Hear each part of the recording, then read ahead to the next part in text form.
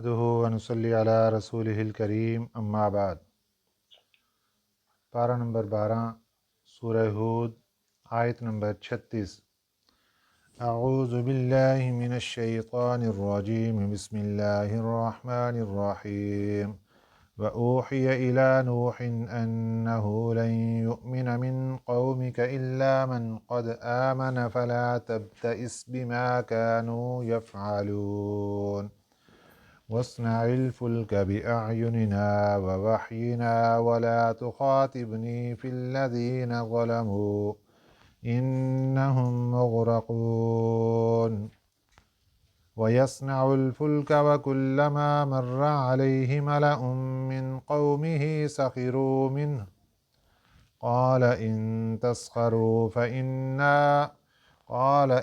تَسْخَرُوا مِنَّا فَإِنَّا نَسْخَرُ مِنكُمْ كَمَا تَسْخَرُونَ فَسَوْفَ تَعْلَمُونَ مَن يَأْتِيهِ عَذَابٌ يُخْزِيهِ وَيَحِلُّ عَلَيْهِ عَذَابٌ مُقِيمٌ۔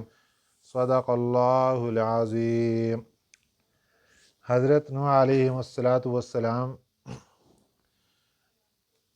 40 سال کی عمر تھی آپ کی جب آپ کو اللہ تعالیٰ نے نبوت و رسالت کے منصب پر فائز فرما دیا، اور آپ نے اس عہدے پر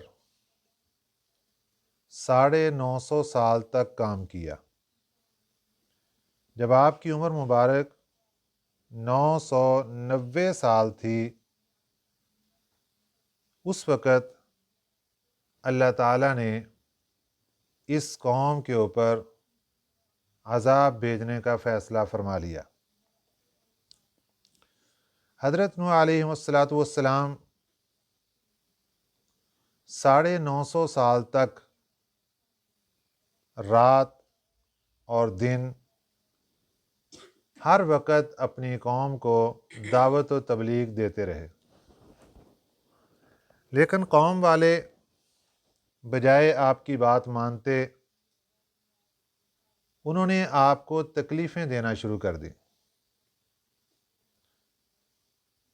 پہلے تو زبان سے تکلیفیں جاری تھیں، ہاتھ سے تکلیفیں دینا شروع کر دیں، یہاں تک کہ اگر آپ کسی مجمع میں 4 افراد ہیں، وہاں پر جا کر دعوت دیتے تو ایک آدمی اٹھتا اور آپ کا گلا دبا دیتا تھا، جس سے آپ بے ہوش ہو کر گر جاتے تھے۔ وہ سمجھتے کہ شاید آپ کا انتقال ہو گیا۔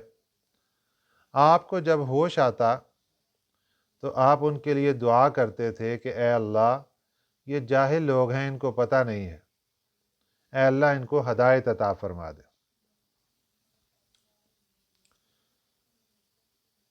نسلوں کی نسلیں گزرتی رہیں، حضرت نوح علیہ السلام اپنا یہ فریضہ تبلیغ کا ادا فرماتے رہے۔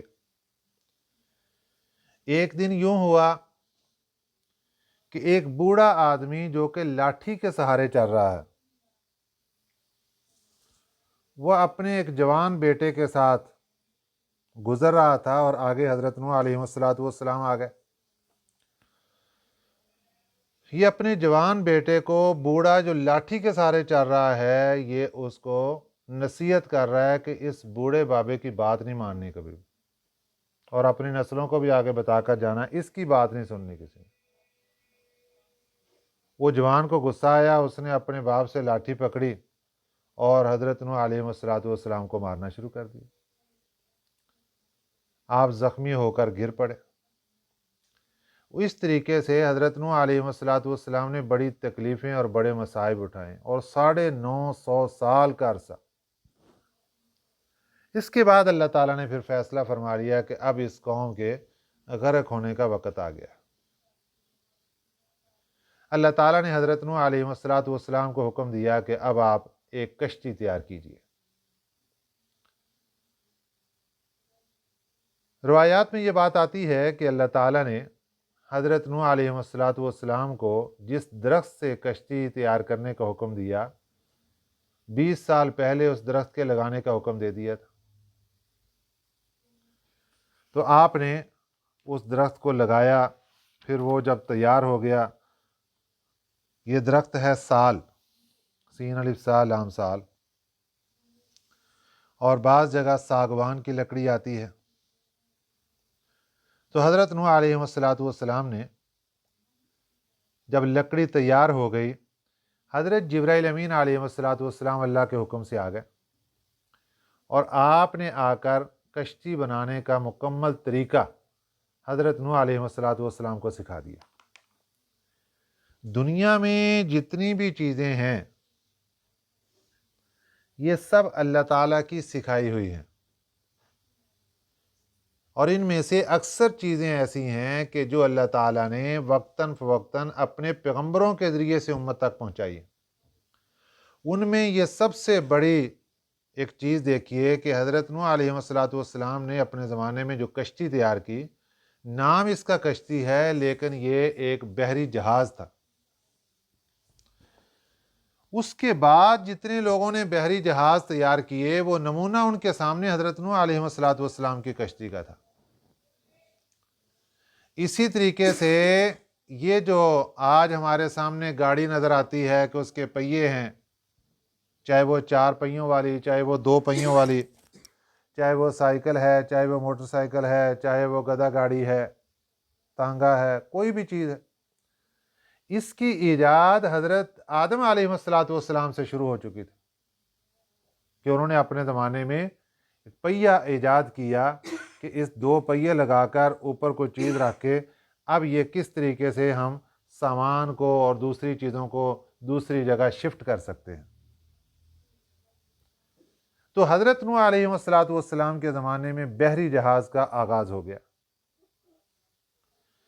حضرت نوح علیہ السلام نے اللہ تعالیٰ کے حکم سے کشتی بنانا شروع کی۔ اللہ نے حکم دے دیا کہ کشتی بناؤ ہمارے سامنے، ہم دیکھ رہے ہیں، کوئی غلطی ہوگی تو ہم بتائیں گے کہ اس کو یوں کرو، اس کو یوں کرو۔ ظاہر ہے وہ کشتی کو چھوٹا کھلونا تھوڑا تھا، بہت بڑا بحری جہاز تیار ہو رہا ہے۔ آپ خود تیار کر رہے تھے یا آپ کے ساتھ اور کاریگر بھی تھے؟ اور فرمایا اللہ تعالیٰ نے کہ ہمارے حکم سے تیار کرو، اور جب تیار کر لو گے پھر اس کے بعد طوفان آئے گا، عذاب آئے گا، ہم سے کوئی درخواست نہیں کرنی۔ جن کے بارے میں ہم نے فیصلہ کر لیا ہے کہ انہوں نے غرق ہونا ہے، ان کے بارے میں کوئی درخواست نہیں آنی چاہیے۔ حضرت نوح علیہ السلام کی 950 سال تبلیغ سے تقریباً 80 کے قریب افراد مسلمان ہوئے، اور اللہ تعالیٰ نے جب عذاب کا فیصلہ فرما لیا تو اس وقت بتا دیا کہ بس اب یہ 80 ہیں، 80 سے 81 نہیں ہوں گے، بس اتنے ہی رہیں گے، اس سے اوپر کوئی بندہ مسلمان نہیں ہوگا۔ یہ اللہ نے اپنی قدرت کے ذریعے بتایا کہ اب اور کسی کے اندر ایمان کی توفیق نہیں ہے اور کسی کو ایمان نہیں ملنے والا۔ اب آپ نے بھی کسی کے بارے میں درخواست نہیں کرنی مجھ سے کہ یا اللہ اس کو عذاب سے بچا لے۔ حضرت نوح علیہ السلام نے کشتی بنانی شروع کی۔ اب اس مقام پر کشتی بنائی جا رہی ہے جہاں پر دور دراز تک کوئی پانی کا نام و نشان نہیں۔ اب وہ جو کافر لوگ ہیں وہ پاس سے گزرتے ہیں، سردار چودھری صاحبان، ہاں جی کیا کر رہے ہیں؟ جی کشتی بنا رہے ہیں۔ کیا کرنا ہے؟ جی طوفان آنے والا ہے۔ ان کو یہاں تو قرب و جوار میں کہیں پانی کا نام و نشان نہیں، طوفان کیسے آئے؟ تو گویا کہ اللہ کے نبی کا مذاق اڑانے لگے۔ تو حضرت نوح علیہ السلام نے ارشاد فرمایا بھی آج تم مذاق اڑا رہے ہو، کل کو تم خود مذاق کا سبب بن جاؤ گے۔ جب طوفان آئے گا تو اس وقت تم خود مذاق بن جاؤ گے، پتہ چل جائے گا تمہیں۔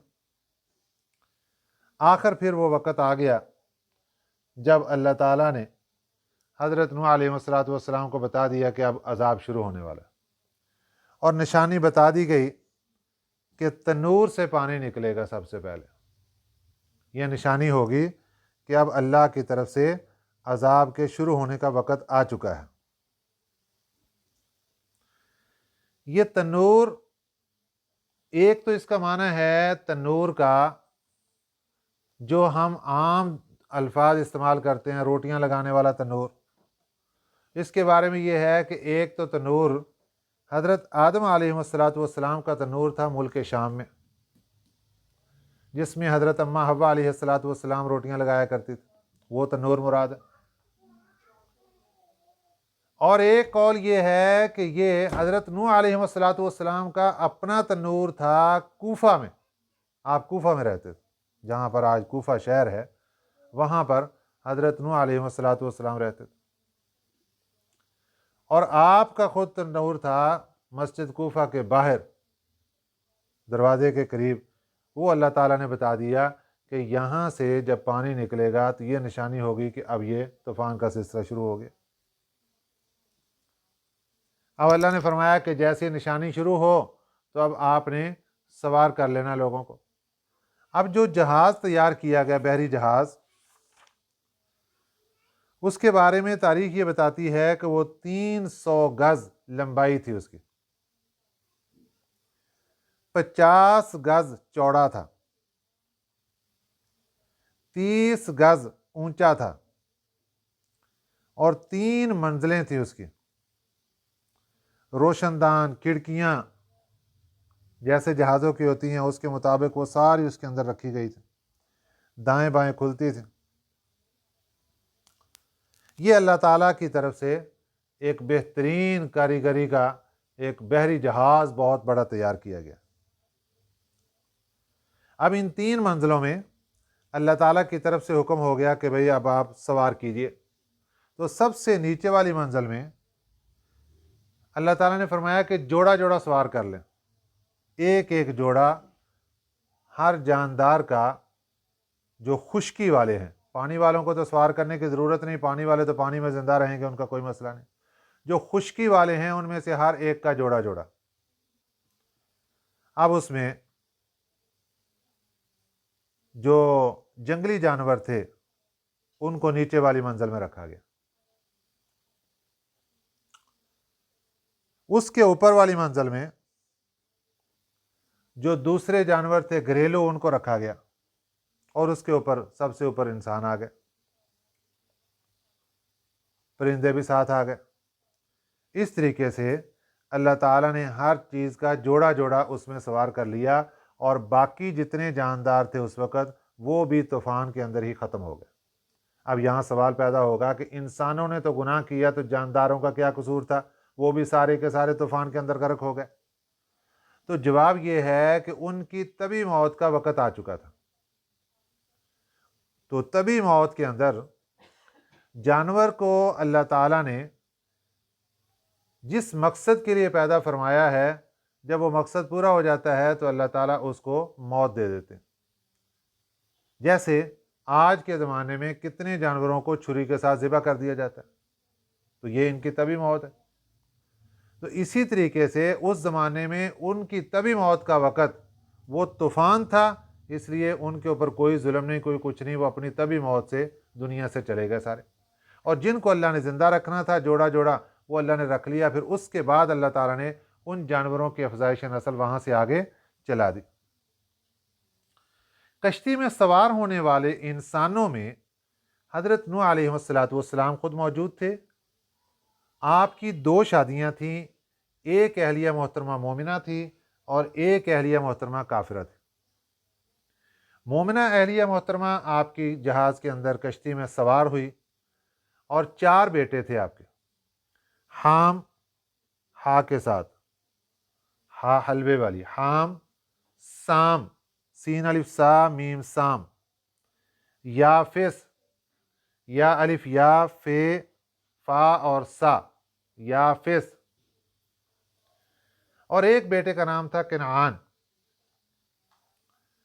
یہ جو تینوں بیٹے تھے، حام، سام اور یافس، شادی شدہ تھے۔ یہ خود بھی ایمان والے تھے اور ان کی بیویاں بھی ایمان والی تھیں۔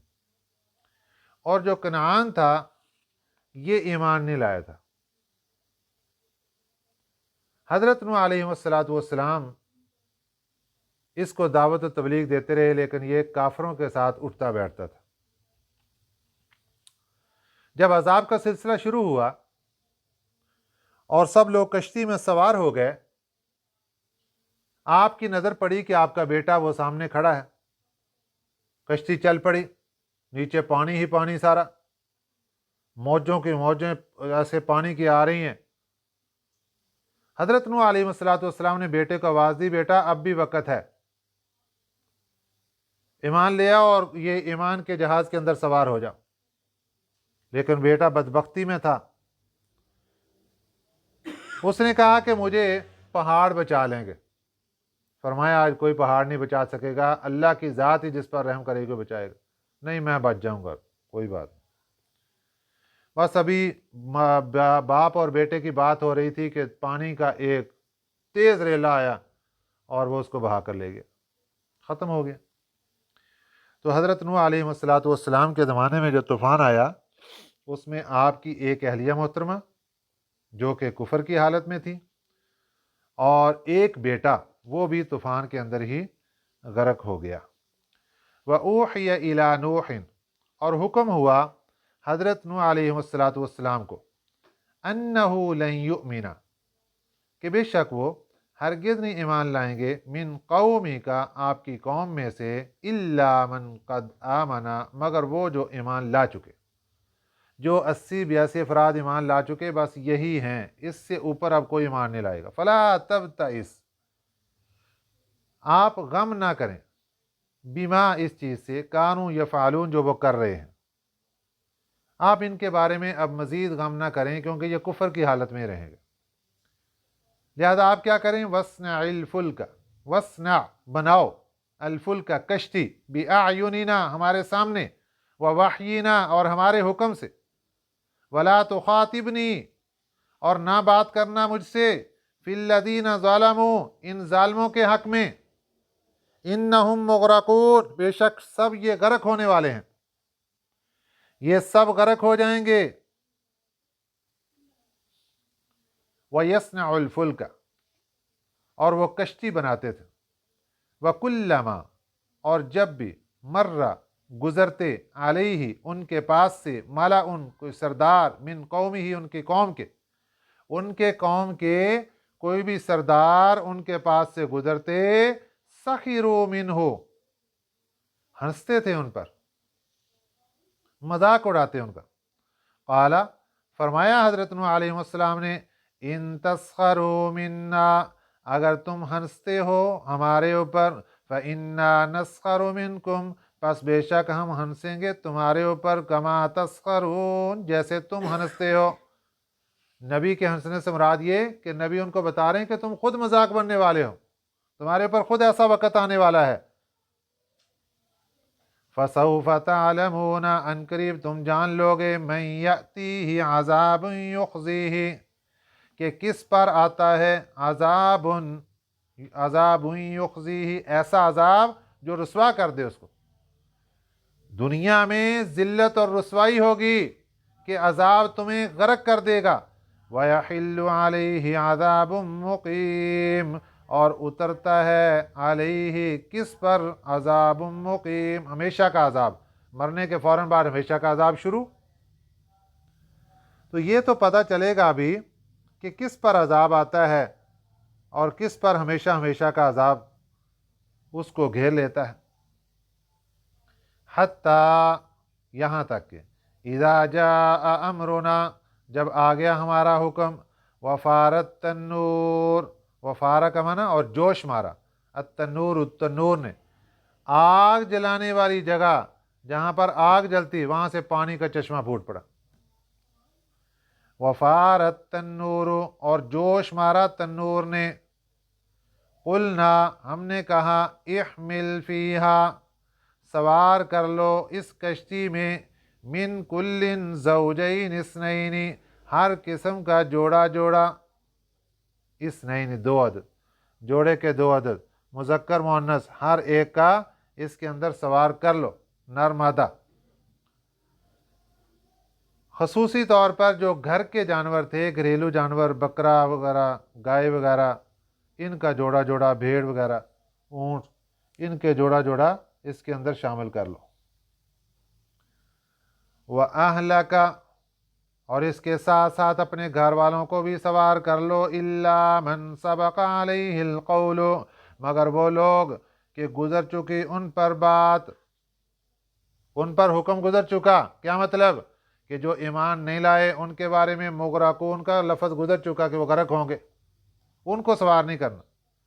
ومن آمنا، اور تیسرے نمبر پہ جو ایمان والے لوگ ہیں ان کو بھی سوار کر لو۔ وما آمن معه الا قلیل، اور نہیں ایمان لائے ان پر مگر تھوڑے سے لوگ، بہت تھوڑے لوگ ان پر ایمان لائے حضرت نوح علیہ السلام پر۔ وقال ارکبوا، اور فرمایا کہ ارکبوا، سوار ہو جاؤ، فیہا، اس جہاز میں، بسم اللہ مجریہا ومرساہا،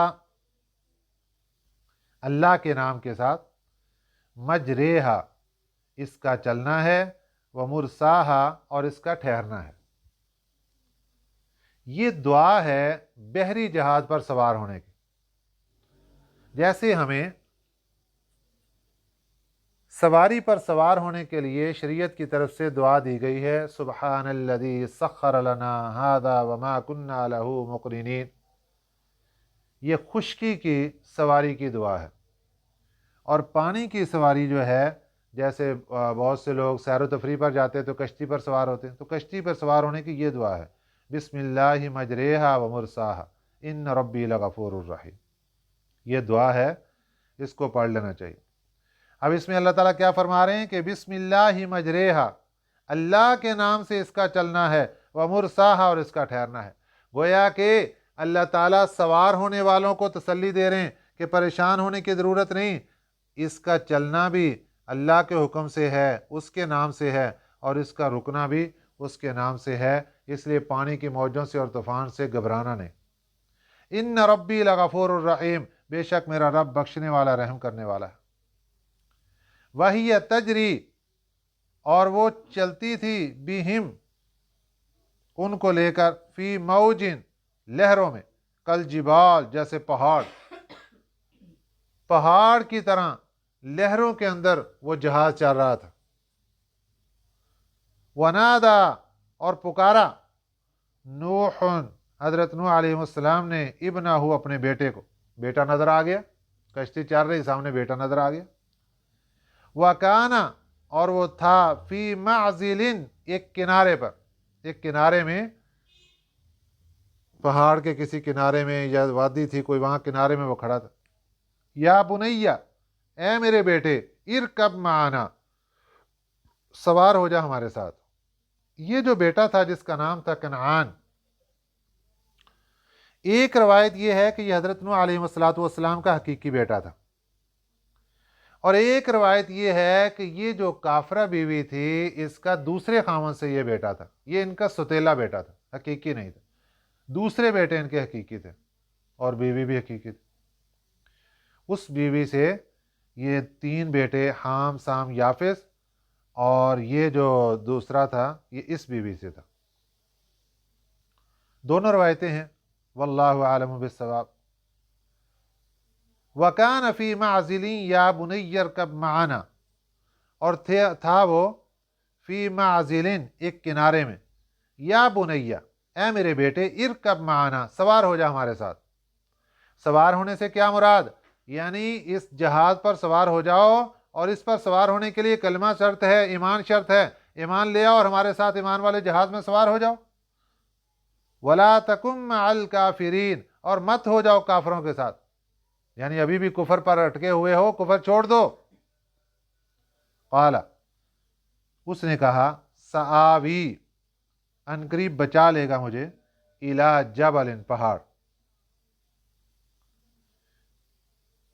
سآوی، اس کا معنی کریں گے میں پہنچوں گا، جا لگوں گا، الی جبل، کسی پہاڑ پر، یعصمونی، جو مجھے بچا لے گا، من الماء، پانی سے، میں جا پہنچوں گا کسی پہاڑ پر، یعصمونی، جو مجھے بچا لے گا، من الماء، پانی سے۔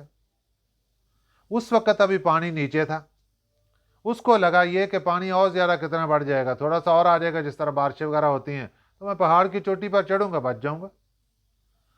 فرمایا، قال لا عاصم اليوم، فرمایا کہ نہیں بچانے والا آج کے دن، من امر اللہ، اللہ کے حکم سے، الا من رحم، مگر وہ ذات جس پر رحم کرے۔ اللہ کے حکم سے آج کوئی بچانے والا نہیں، لا عاصم الیوم۔ ہاں وہ ذات جس پر خود رحم کر دے تو وہ بچ سکتا ہے، اس کے علاوہ آج کوئی نہیں بچ سکتا۔ یہ گفتگو باپ بیٹے کی ابھی چل رہی تھی کہ وحال بینہما الموج، حائل ہو گئی ان دونوں کے درمیان موج، پانی کا ریلا آیا اور دونوں کے درمیان حائل ہو گیا اور وہ بیٹے کو بہا کے لے گیا، فکان من المغرقین، پھر وہ ہو گیا ڈوبنے والوں میں سے۔ اس طریقے سے حضرت نوح علیہ السلام کا یہ بیٹا بھی اس طوفان کے اندر غرق ہو گیا۔ تو یہ جو طوفان تھا، یہ پانی اس قدر تھا کہ جو اس زمانے کی جو بڑی سے بڑی چوٹیاں تھیں ان سے بھی 20 فٹ 25 فٹ پانی اوپر چلا گیا، یعنی جتنے بھی بڑے سے بڑی چوٹیاں والے پہاڑ ان سے بھی پانی اوپر چلا گیا۔ پانی کا لیول یہ ایسا ہو گیا کہ کسی پہاڑ کی چوٹی دنیا میں نظر نہیں آتی تھی۔ اس قدر یہ طوفان نوح کا حضرت نوح علیہ السلام کے زمانے میں یہ جو آیا ہے پانی کا، تو اس کے بعد پھر اللہ تعالیٰ نے اس کو خشک کیا اور کیا کیا معاملات ہوئے، کیسے کشتی سے اترے، پھر آگے کیا ہدایات ہوئیں، یہ انشاءاللہ العزیز کل کے سبق میں بات آئے گی۔ اللہ تعالیٰ ہمیں صحیح سمجھ نصیب فرمائے، آمین۔ وما علینا الا البلاغ المبین۔